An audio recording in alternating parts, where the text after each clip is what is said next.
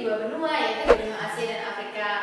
Dan tema sekolah minggu hari ini akan bercerita tentang daerah Mesir. Jadi nanti adik-adik dengerin ya, firman Tuhan akan bercerita tentang apa. Iya, kita akan mulai sekolah minggu hari ini ya. Kita akan belajar lagu baru bareng-bareng sambil gerakan, ikutin gerakan Mbak Dina dan juga Mbak Sheila. Kita akan ujian kuat, hebat, dan besar.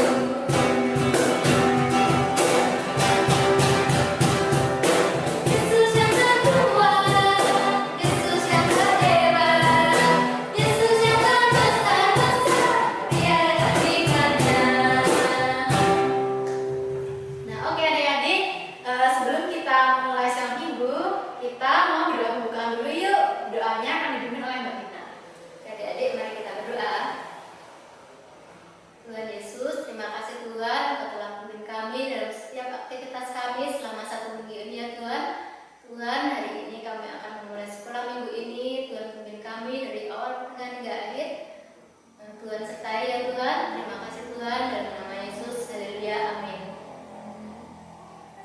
Ya adik-adik, kita akan nyanyi lagi ya, biar badan kita tambah panas, tambah semangat. Kita angkat pujianku mendaki ke Bukit Sion. Gerakannya ikutin Mbak Sheila sama Mbak Dina ya.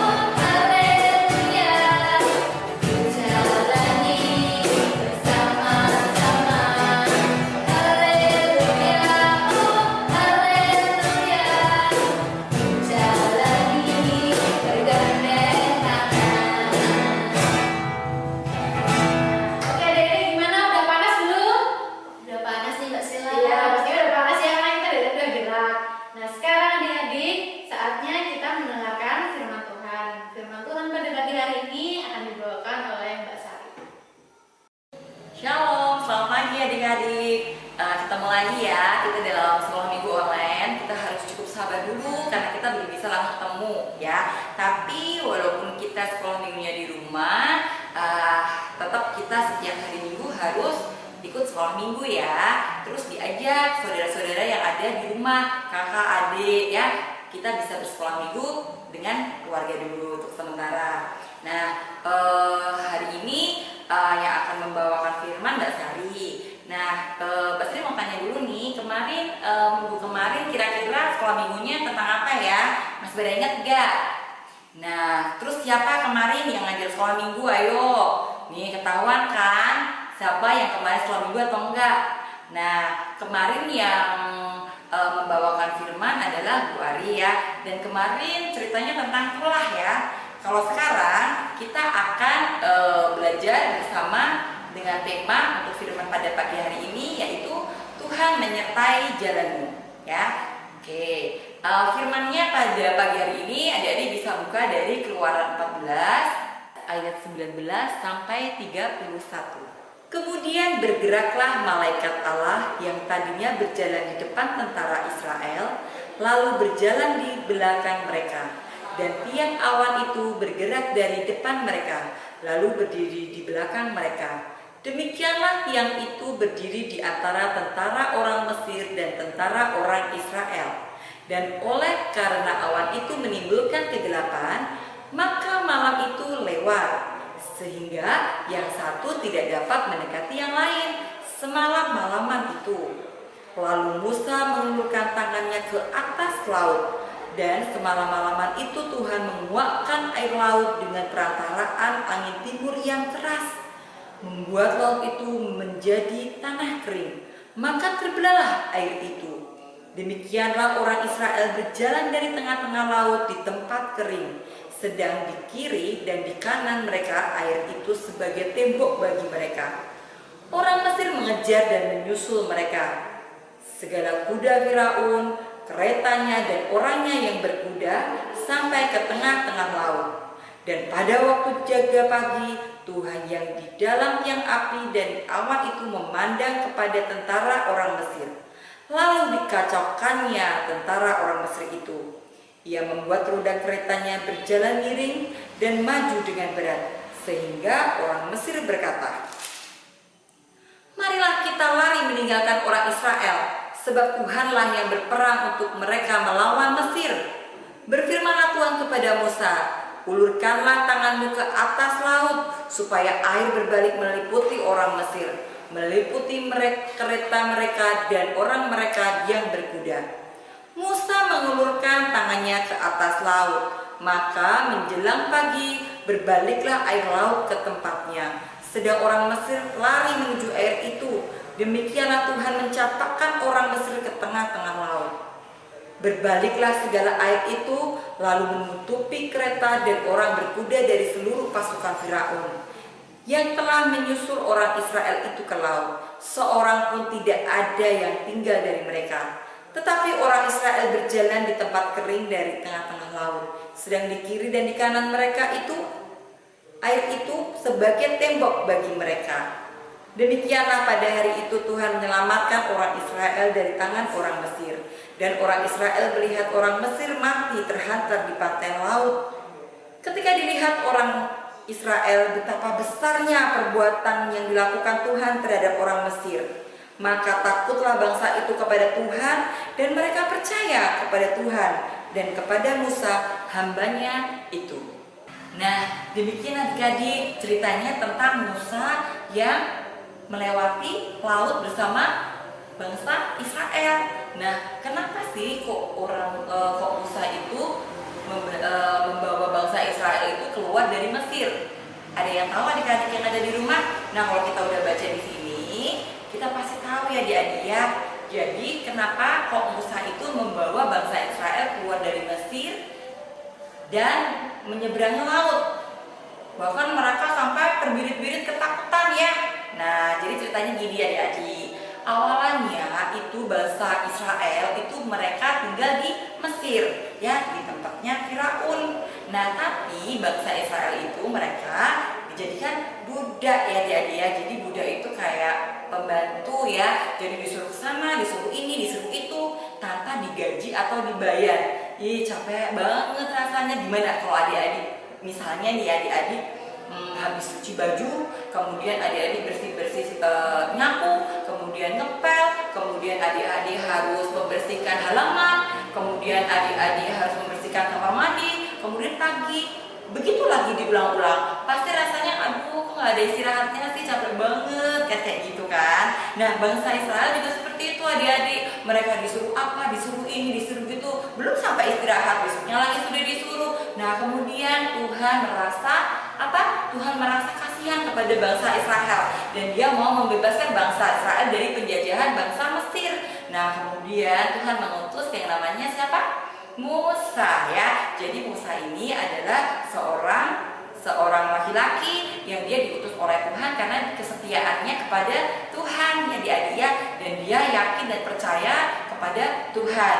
Dia setia, dia selalu berdoa dan dia selalu mengandalkan Tuhan. Kemudian Tuhan memilih Musa untuk membawa bangsa Israel tersebut keluar dari daerahnya Mesir itu ya. Nah, pada saat itu bangsa Israel itu nurut sama Musa ya, ngikutin Musa. Ayo bangsa Israel, kita akan keluar dari tanah Mesir ini dan kita akan merdeka. Jadi kita udah gak dijajah lagi adik-adik. Wah, senang sekali awalnya nih bangsa Israel.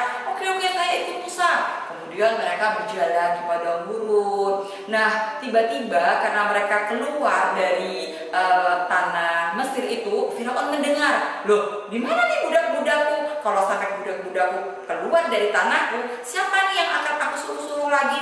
Aduh, susah banget deh si Firaun, dia sedih. Kemudian dia tiba-tiba marah, dia timbul kayak rasa, pokoknya bangsa Israel harus kembali lagi ke sini karena bangsa Israel itu mau tak jadi budak. Kalau bangsa Mesir itu kan enaknya duduk aja, santai-santai aja ya, dia nggak mau bekerja yang berat-berat, jadi dia menyuruh segala sesuatunya sama bangsa Israel. Nah, dia bayangin kalau sampai bangsa Israel nanti dia pergi, apa dong yang aku suruh-suruh. Nah, terus kemudian dia marah karena bangsa Israel itu pergi. Nah, kemudian dia Firaun menyuruh bala tentaranya untuk menyusul bangsa Israel itu. Wah, bangsa Israel tahu kalau bangsa Mesir nyusul dengan tentara-tentara yang gagah berani, dengan kereta kudanya, dengan senjata-senjata yang lengkap. Wah, mereka ketakutan. Aduh, bagaimana ini Musa? Apakah aku nanti akan mati di sini? Seperti itu ya. Karena mereka merasa nggak bawa apa-apa, mereka cuma bawa baju, mereka hanya bawa bekal seadanya banget ya. Nah, kemudian tapi Musa sudah diberikan Tuhan kepercayaan bahwa Musa dan bangsa Israel akan dilindungi ya, maka Musa memberikan pengertian itu kepada bangsa Israel itu. Tuhan ada di pihak kita, jadi kita tidak perlu takut, kita harus terus berjalan. Nah, kemudian akhirnya setelah mereka tiba di sebuah laut ya, jadi ini laut luas, kemudian bangsa Mesirnya tuh udah di belakang nih, mereka marah, pokoknya mereka harus pulang. Mereka benci banget sama Musa dan bangsa Israel yang mereka berani-beraninya nih sampai mereka tuh pada melarikan diri dari bangsaku kan, seperti itu kan. Nah, pada saat sudah di laut, apa yang dilakukan Musa? Musa kemudian diperintahkan oleh Tuhan untuk mengangkat tongkatnya. Tuhan berkuasa atas segala sesuatunya, berkuasa atas laut juga. Kemudian karena Musa ini menyerahkan segala sesuatunya kepada Tuhan dan percaya kepada Tuhan akan menolong dan menyertai, sehingga apa yang terjadi tadi kita sudah baca dalam Alkitab ya adik-adik ya, air lautnya itu terbelah jadi dua, bleng. Terus anginnya tuh kuat banget ya sampai airnya itu bisa jadi tembok dua gini ya, dia belah kayak gitu. Nah, kemudian bangsa Israel dituntut oleh Musa, mereka berjalan di tengah-tengah laut. Gimana ya rasanya ya kita bisa berjalan di tengah-tengah laut? Wah, itu luar biasa banget ya, itu adalah mukjizat yang Tuhan berikan ya. Nah, kemudian setelah mereka melewati laut itu, kemudian bangsa tentara Mesir itu mereka semakin ngejarnya semakin kencang ya, mereka semakin pokoknya harus tangkap kayak gitu kan adik-adik. Nah, mereka dari belakang itu mereka sudah mulai mendekati ya. Nah, karena kepercayaan bangsa Israel dan Musa itu, kemudian mereka selesai melewati laut itu ya. Setelah mereka melewati laut, tiba-tiba tentara itu pun bisa masuk ke dalam laut itu. Waduh, kok semakin masuk nih, gimana nih bangsa Israel sama Musa semakin lari lagi ya. Nah, tapi kemudian Tuhan mengutus Musa untuk menurunkan tongkatnya. Kemudian apa yang terjadi? Airnya itu kembali apa? Menyatu lagi, sehingga tentara-tentara yang ada di tengah-tengah tadi itu semua kecebur, semuanya tenggelam, semuanya apa jadi binasa ya. Nah seperti itu ya adik-adik ya. Jadi ya apa yang dapat kita pelajari dari dua tokoh ini tadi ya. Jadi Firaun, kita belajar dari seorang Firaun. Dia kan rajanya tanah Mesir, bangsa Mesir tadi ya. Jadi Firaun adalah lambang orang yang dikuasai oleh apa? Kebencian dan kemarahan ya, melawan Tuhan ya. Dia bahkan kebencian dan kemarahannya itu sampai dia itu berani melawan Tuhan ya. Demi apa? Demi untuk memenangkan apa yang dia inginkan ya adik-adik ya. Nah tapi apa hasilnya adik-adik? Dengan dia mengandalkan kekuatannya sendiri, dengan dia marah-marah, dengan dia benci sama orang, akhirnya apa? Apa yang dilakukan, usahanya yang dilakukan nol ya, gak ada hasil ya. Karena apa? Karena Firaun itu mengandalkan kekuatannya hanya untuk memenuhi keinginannya sendiri ya, untuk memenuhi amarahnya dia ya. Dia tidak memikirkan orang lain. Nah bagaimana dengan Musa? Kalau Musa adalah lambang orang yang dikuasai oleh kesetiaan dan kepercayaan ya. Jadi Musa dapat memenangkan sebuah pertempuran tadi karena Musa itu mengandalkan kekuatan dari Tuhan dan percaya Tuhan selalu menyertai dan melindungi. Nah adik-adik, kita dapat belajar ya dari cerita tentang Musa menyeberangi Laut Teberau ini, bahwa apa adik-adik? Bahwa kemarahan, kebencian itu menghasilkan sesuatu yang nol, bahkan menimbulkan apa tadi di dalam cerita ini? Tentara-tentara Firaun tadi binasa ya kan? Binasa itu artinya apa? Mati ya adik-adik ya. Menakutkan sekali kan? Nah sekarang di dalam kehidupan kita sehari-hari, kita juga ada cerita dari seekor kelinci, seekor kelinci ya, karena kelincinya banyak ini ya. Kita mau lihat kayak apa dalam sebuah pertemanan kelinci ini. Nah kita saksikan bersama yuk. Alkisah, di zaman purbakala ada dua ekor kelinci kembar yang memiliki kepribadian yang berbeda. Dino memiliki sifat pemarah, sedangkan Dini kembarannya dikenal sebagai kelinci yang lembut hatinya. Suatu hari ketika Dino sedang mencari makan, tiba-tiba Mimi, si kelinci usil, melempar kulit pisang ke kepala Dino. Dino pun marah dan berteriak sekencang-kencangnya hingga membuat telinga hewan di sekitarnya menjadi sakit. Siapa yang berani melempar kulit pisang ke kepalaku? Sudah, hentikan Dino. Tidak. Siapa yang berani melempar kulit pisang ke kepalaku? Hah? Dino tidak suka itu. Iya deh, aku ngaku. Aku tidak sengaja membuang kulit pisang dan aku tidak tahu kalau di bawah pohon ada kamu, Dino. Kau ini memang selalu usil. Aku tidak akan memaafkanmu kali ini. Hah? Pertengkaran demi pertengkaran terus terjadi di antara Dino dan Mimi. Dino lebih sering bertengkar dengan teman-teman hewan lainnya. Kadang ia tak peduli begitu kerasnya suaranya sampai salah seorang hewan sakit karena tidak tahan mendengar suara keras Dino. Kemarahan demi kemarahan yang selalu ditujukan Dino kepada teman-temannya membuat Dini merasa sedih. Ia sangat menyesali sikap Dino yang mudah marah terhadap keusilan teman-temannya. Ia selalu bersedih ketika teman-teman hewan lainnya juga turut memusuhinya. Tidak di rumah, bahkan di sekolah pun Dini selalu diperlakukan tidak baik oleh teman-temannya. Dino, tidakkah kau lelah marah-marah terus? Aku tidak mau teman-temanku menjauhiku hanya karena mereka takut denganmu. Kalau begini caranya, kita tidak perlu datang ke sekolah karena mereka sudah benci melihat kita. Sudahlah. Untuk apa kau memilitan mereka? Kita sekolah bukan demi mereka. Aku tidak peduli. Kalau kau tidak mau sekolah lagi ya tidak apa-apa. Aku tidak membutuhkan mereka sebagai temanku. Kau ini jahat sekali. Mereka kan hanya ingin bercanda denganmu. Mereka tidak punya maksud apapun selain ingin berteman dekat denganmu. Tapi kalau kamu marah-marah terus, mereka juga pasti sedih sama sepertiku. Mereka tentu kecewa dengan sikap kamu. Kumohon Dino, berubahlah menjadi teman yang baik. Sudah aku bilang, aku tidak mau diatur. Sana pergi. Kamu saja yang berteman dengan mereka. Kalau begitu, aku akan benar-benar meninggalkanmu. Kalau ada terjadi sesuatu, jangan panggil namaku. Aku akan menuruti permintaanmu. Untuk terakhir kalinya, aku memohon agar kamu menjadi teman yang baik bagi semua hewan. Setelah tidak mendapat jawaban, Dini pun pergi meninggalkan Dino. Sebenarnya ia merasa sedih karena harus berpisah dengan saudaranya. Namun Dino telah memintanya pergi sehingga ia tak bisa menolak permintaan saudaranya tersebut. Di lain keadaan, Dino terdiam lalu memikirkan semua kata-kata Dini terhadapnya. Ia benar-benar mulai memikirkan apa yang sudah ia lakukan terhadap saudaranya. Padahal ia dulu pernah berjanji kepada ayah dan ibunya untuk selalu menjaga Dini dan selalu bersama-sama. Namun kali ini Dino benar-benar ditinggal pergi oleh saudaranya sendiri. Berhari-hari ia tidak datang ke sekolah hanya untuk memikirkan apa yang sudah ia lakukan terhadap Dini. Hingga suatu hari ketika Dino ingin istirahat, tiba-tiba Mimi menghampirinya dan berkata, "Aduhai, kasihan sekali kamu Dino. Sudah tidak punya teman, ditinggal saudara pula. Mengapa kamu tidak mencari Dini saja? Apa kamu sudah terlanjur malu dengan perbuatanmu? Hahaha." Apa kau bilang aku tidak pernah menyesal pernah bertengkar denganmu? Kau ini kelinci yang menyebalkan, selalu membuat onar dan tidak suka diusir. Pergi sana, aku tidak akan pernah berbicara denganmu lagi. Setelah Mimi pergi, ia pun kembali memikirkan kata-kata Mimi barusan. Benar juga ya apa yang dikatakan ini. Mengapa tidak mau cari saja Dini? Tapi apakah dia mau memaafkanku? Hari berganti hari, musim berganti musim. Semua hewan bersuka cita karena musim panas akan tiba. Namun tidak dengan Dino.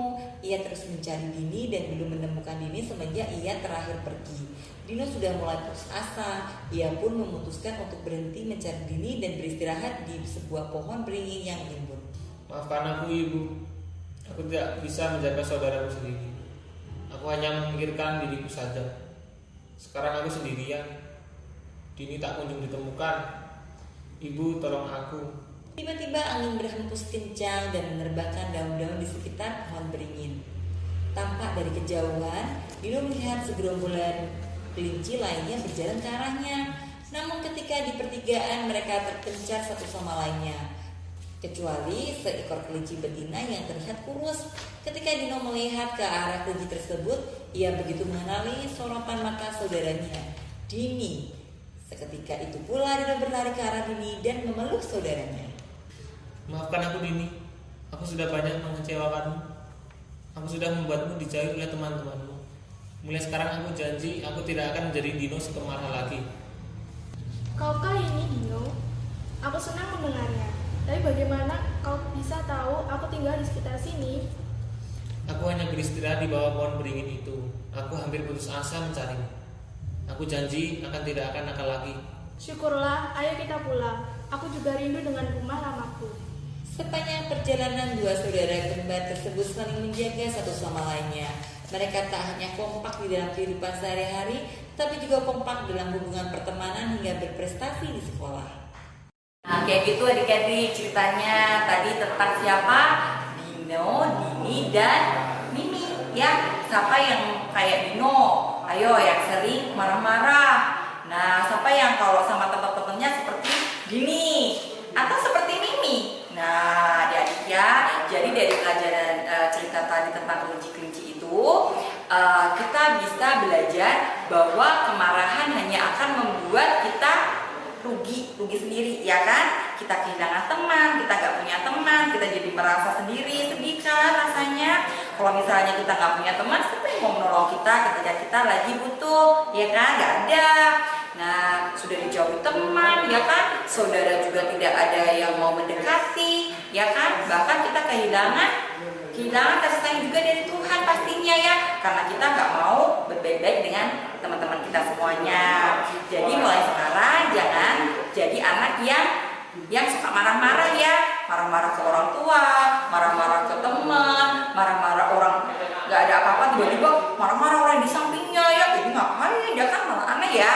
Jadi besok adik-adik semuanya harus punya hati yang penuh kasih ya, jangan marah-marah lagi, jangan ngomel-ngomel lagi ya, nggak boleh marah-marah sama orang tua, marah sama siapapun ya, nanti nggak kayak Firaun tadi ya kan, dia marah dia benci, jadinya nggak baik ya kan, akhirnya binasa. Oke adik-adik, jadi firman Tuhan pada pagi hari ini kita dapat belajar banyak banget ya, intinya jangan marah-marah, oke? Nah, oke gitu dulu ya adik-adik ya untuk sekolah minggu firman pada pagi hari ini. Untuk selanjutnya akan disambung oleh Mbak Sela dan Mbak Dina lagi, oke? Kita mau berdoa ya sebelum kita ke acara berikutnya. Yuk kita berdoa, tangan dilipat, kemudian tunduk kepala dan kita tutup mata kita. Tuhan adalah Bapa kami yang bertata di kerajaan surga mulia. Selamat pagi Tuhan Yesus, kami anak-anak Tuhan pada saat ini mengucap syukur karena Tuhan telah menyertai di dalam kami mendengarkan firman di pagi hari yang indah ini. Tuhan, kiranya apa yang sudah kami pelajari, apa yang sudah kami belajar bersama dari firman ini dapat kami terapkan di dalam kehidupan kami sehari-hari ya Tuhan. Tuhan, ampunilah masih banyak dosa dan kesalahan yang kami lakukan ya Tuhan, dan kiranya kami selalu dapat melakukan segala perintah Tuhan, terutama pada pagi hari ini kami diingatkan untuk selalu berbaik hati, untuk selalu mempunyai hati yang penuh kasih dan tidak marah-marah. Kami yakin dan percaya Tuhan menyertai dan memberkati. Terima kasih Tuhan Yesus, kami serahkan seluruh kehidupan kami selanjutnya ke dalam tangan kuasa Tuhan Yesus Kristus. Haleluya, amin. Nah, adik-adik sudah mendengarkan firman dibawa oleh Mbak Sari. Oke adik-adik, jadi kesannya kita nggak boleh ya marah-marah terus tiap hari itu nggak boleh. Karena apa ya kira-kira Mbak? Kenapa Mbak? Nah, jadi kalau semuanya dipenuhi oleh amarah, nanti akan berakhir dengan tidak baik adik-adik. Jadi kita tidak boleh marah-marah ya. Ya, saat ini kita akan memberikan persembahan kita ya. Persembahannya kita kumpulin di rumah dulu atau bisa dikumpulkan di kotak persembahan di gereja. Kita akan iringi dengan pujian Sungguh Ku Bangga Bapa.